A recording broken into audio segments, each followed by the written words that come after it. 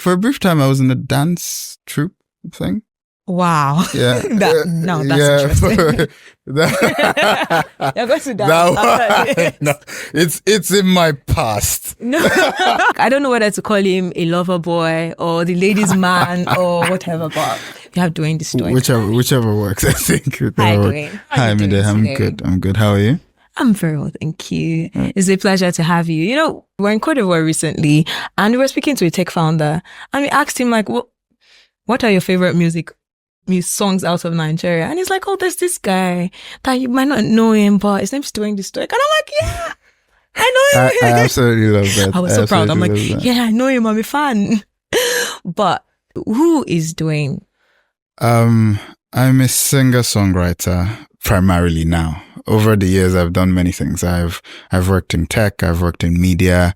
I have worked in advertising briefly. I've always been concerned with telling stories some way. And so I find that in the last couple of years, one thing that has been constant, even in my many jobs, has been telling stories to music. And so that's pretty much who I am. I'm someone who can do a lot of things, but I'm primarily using music as a means of communicating these days. That's like very interesting. I feel jealous, like a multifaceted guy. It comes with its problems. I think I should say it so that what problem? Because I think at many times, like recently, having to leave my job as editor-in-chief at Zikoko and then saying I'm going to do music full-time for the first time in my adult life, actually. I've always just kept a job, right? I would always just have something that would pay my bills. And now, early 2023, I decided, you know what, with the skills I've gotten from different industries I've worked, let's start a label. And that's when my independent label, St. Clair Records, came to life with a team that were just working to also change, how the relationship between labels and artists in Nigeria, but just generally our industry. I think I'm very pro the Nigerian music industry. I really want us to make it. So yeah. You're fresh, so apparently. We're doing well. I mean, I'll say shout out to my mother and father. These genes mostly keeping Nigeria out of my face and some money, of course. Okay, first I'll ask, how did you come up with the name Dwayne the Stoic? With the name, I feel like I hope I'm not a broken record at this point, but so with Dwayne comes from Edwin. My middle name is Edwin. And the Stoic, initially, the word Stoic came from a song by Mumford & Sons, a band I really love. And I just found the word to be fascinating. And then I read up a bit more on the word and I find that it's supposed to mean someone who just kind of goes through life without feeling emotions. That's the dictionary meaning. I thought it was a clever oxymoron because you're an emotional guy. I talk about emotions, but going further, because there's a philosophy behind Stoicism and it's beyond just going through life without expressing emotion. I think emotions are actually encouraging. The philosophy of Stoicism, it's more that feel the things, but move forward, keep going. And I think that applies a lot to even the music I make. I think, when people talk about like, the music is sad sometimes, I'm like, yeah, but life is sad sometimes. You do it and you keep going, So yeah. What inspires your music? What's the background? Apart from starting full time, where does it start from? I would say my father plays a huge role there. I think there's just musical talent in there, and he for a brief period in university DJ'd to get money to do things. So he just always loved music, and so growing up there was music all around. And I think in the way that I explore genres now is because I've always just listened to all kinds of music, right? And this has led me to constantly believe that and I don't mean this in a literal sense, a toxic trait where it's just like, I can do any genre of music that I have given enough time to, right? So I believe that there's a Fuji song somewhere in my future.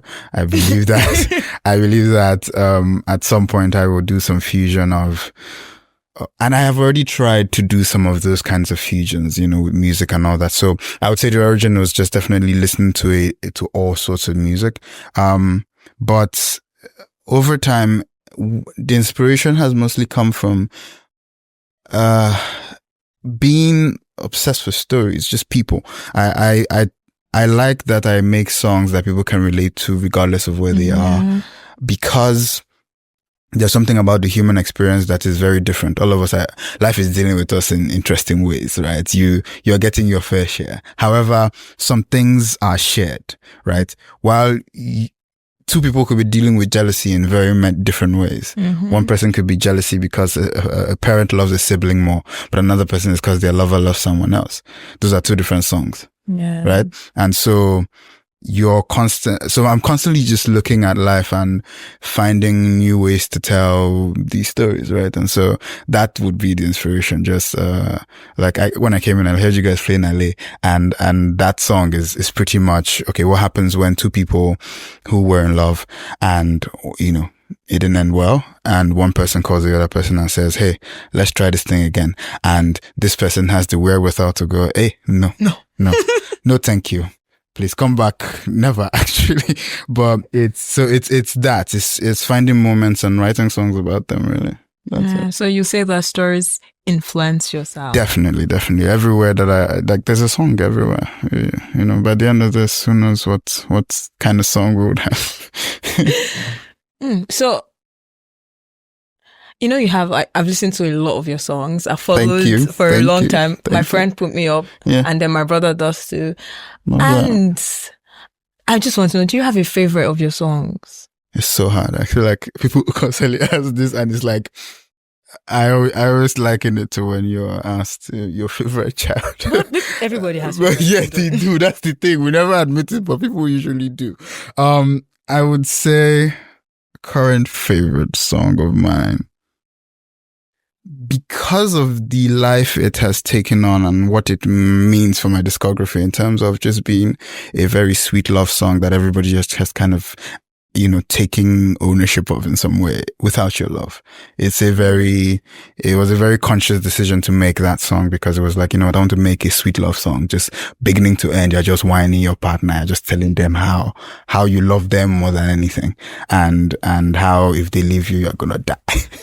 You won't die. Exactly, you would die, yeah.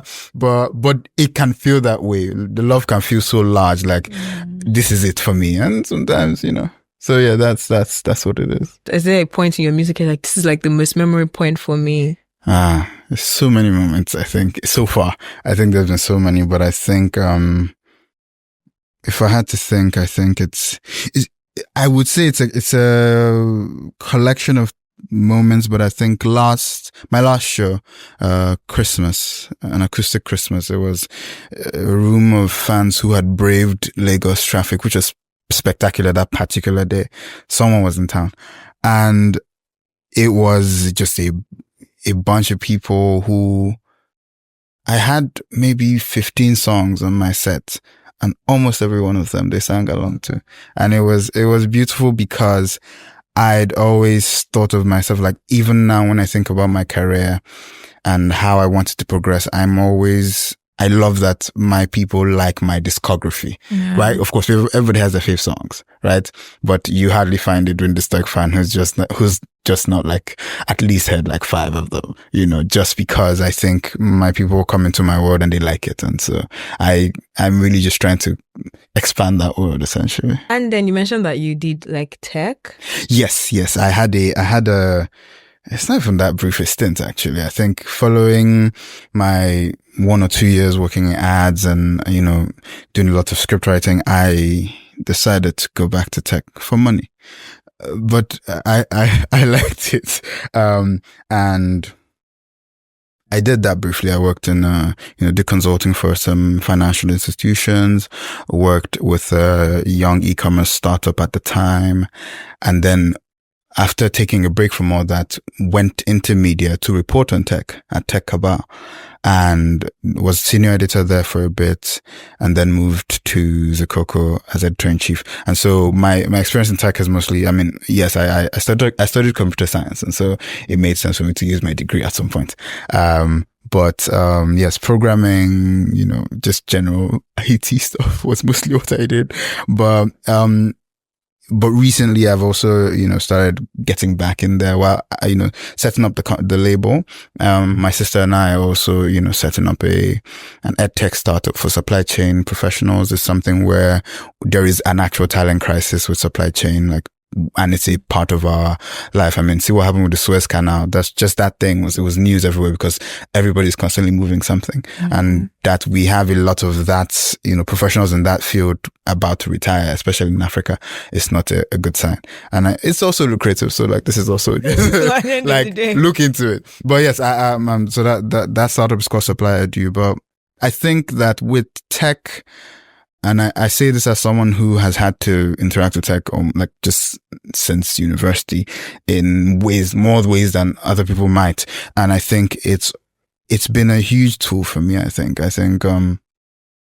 in starting the company, it was really just a case of how many hours can I give to just sitting down, and so creating a website, setting up emails, all of those little things that I just knew from all the things I'd done. And it's been very helpful. I would say, I don't know if I can give props to particular products on your show, but Canva, I've been trying to reach out to them. I've sent messages to everybody. Mostly, yes, I love Canva. I think that they grew, I think, is the best thing for me. So I was using them very early on, like 2016. I think it was around the first time I used Canva, and it was just to design a couple small things. But now I have my websites, my promotional materials, videos, sometimes a bunch of things I just do on Canva. So it's just an example, I guess, of how tech is still very much a part of the life I live now. Yeah.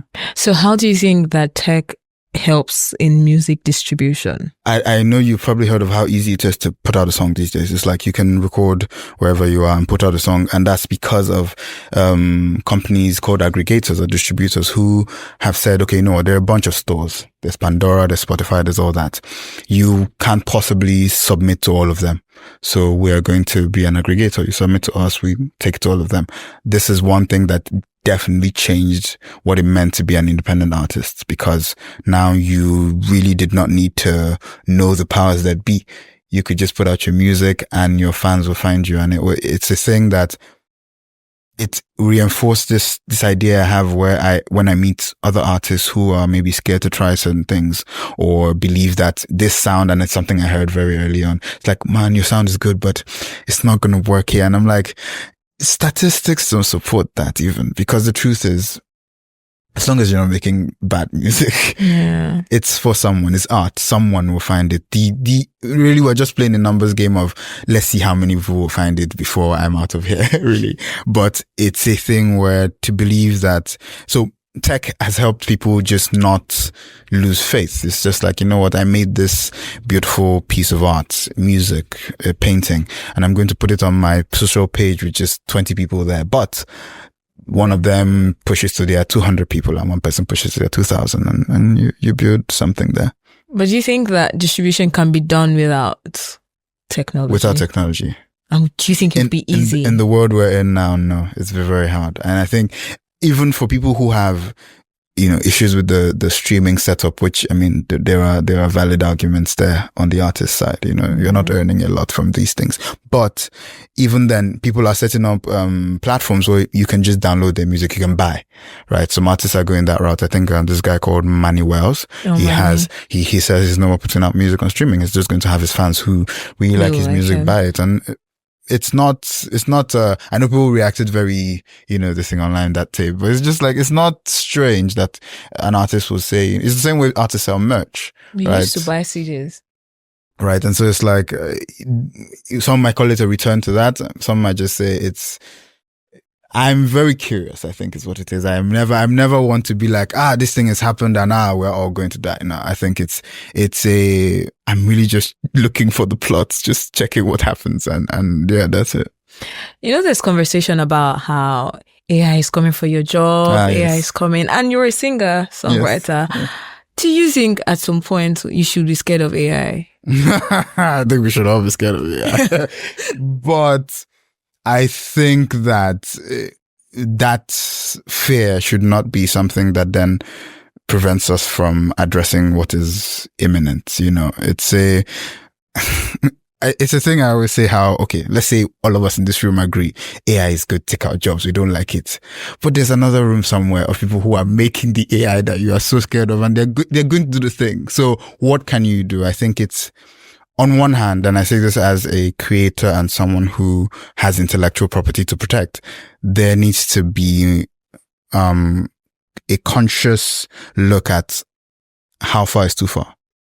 With how much you can use of a person's likeness, of their voice, their songwriting style. We already see with art, people, you can get some of these AI platforms to create art in the style of someone. Even the music. Yeah, and Drake, and I believe that we should set up systems where if that is happening, it should be tracked, and whoever's work is being exploited should be compensated somehow. It's the same with when we had, like you said, CDs, and we had vinyl, and then Napster came, and Napster was illegal. It was just piracy, right? But it meant something for the music industry. Okay, guys, there is this new digital space we need to be. And so iTunes came. And so we had some sort of, okay, you can buy the music, don't steal it, right? And so with AI, what does that look like? Can we set up things where the governments are talking to the AI companies that, great that you're doing this, but you're not going to rip off our people without, so when those things start to come in, they would apply to social media, and we can, I'm one of those, I'm an optimist in regard to how I think we can all get along. We just need to want to. And so with AI, I think we can, it's not going to be easy. Like already AI, if people are already saying in their companies that, we're definitely not going to hire for this role because AI can do it. Now how far would that spread and how quickly? It's it's really anyone's guess. But I think that with regards to art specifically, there needs to be movement now because the AI is only going to get better. This right now, whatever platforms we're hearing about from what's the new video one that came out the other day? It's not OpenAI. Is it Gemini? Sora, yes. It's the videos where you can still see some mistakes, but again, that's the worst it's going to be. Remember when we were complaining about, you can tell from the hands, and AI was like, sure, I will make hands better, right? And so every time you complain that, they get better. Yeah, it's just like all that is going to do is be like, I'm doing it wrong. Sure, I will try and get better. That's it. And so what do you do with a thing that is moving by itself? Again, it's artificial intelligence. It's learning. And so you can't, fear will not be all. You need to do something. So I think we should try and do something. So as a musician, can you take us through your creative process? Because I joined your live the other day and just like freestyling and doing.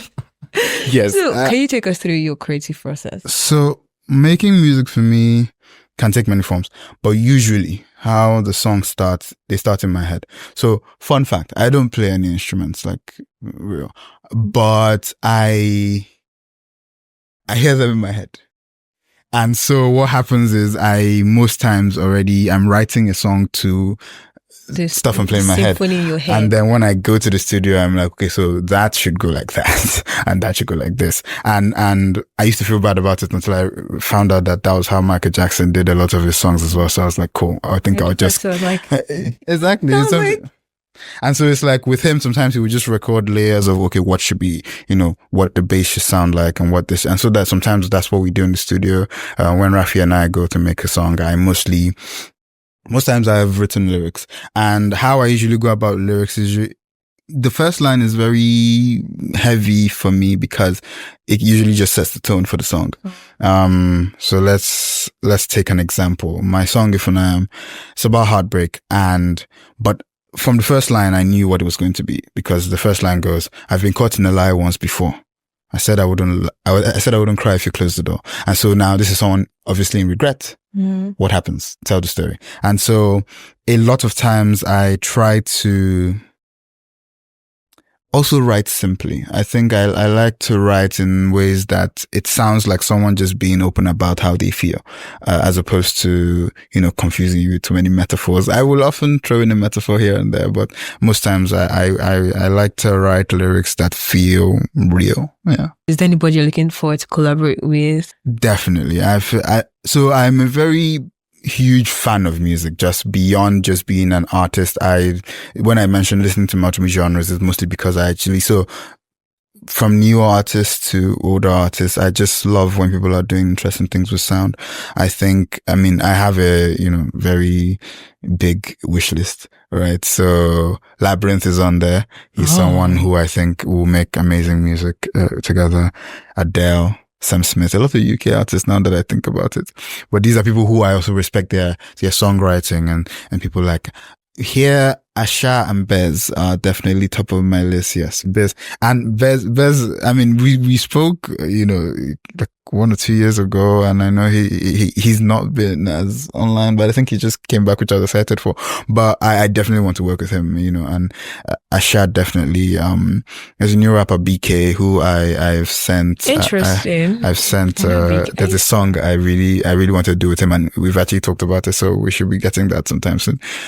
But there's a ton of people. I can't even remember everybody now, but I know that as the year progresses, I'm trying to reach out to more artists. I know Adoma, she's a musician in Ghana. I really like her work. I'm hoping we get to do something soon. And yeah, just it's a bunch of interesting music already in the works. So yeah. And as we round up, I'm going to put you on the spot. You like music, yeah? Yes, I do. What are your top 5 songs ever? Interesting. Your choice. Top 5. This is definitely tough. I think, okay, I'll just go. So I have a playlist called Songs I Wish I Wrote. So I will just list 5 songs from there. It's a ton of songs, but I think I'll just list 5. So there is Hey There Delilah by Plain White Tees. Yes. There is Don't Let Me Be Misunderstood by Nina Simone.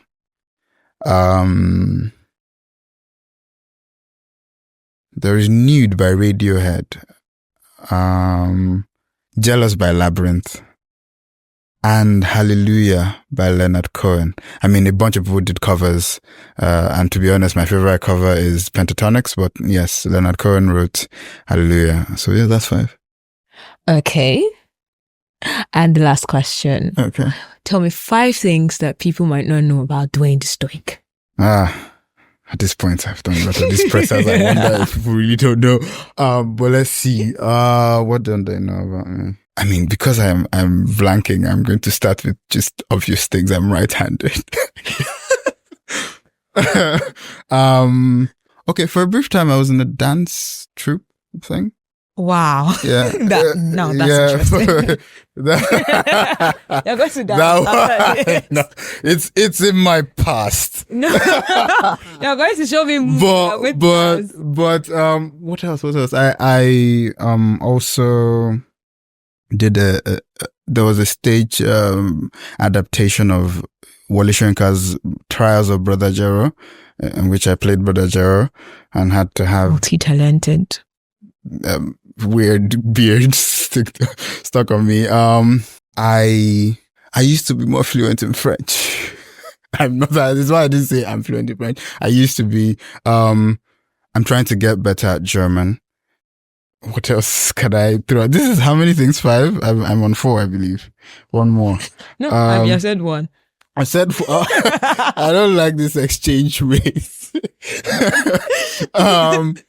Yeah, yes. Okay, I think my shoe size is 45, I guess. I think that should count as something that people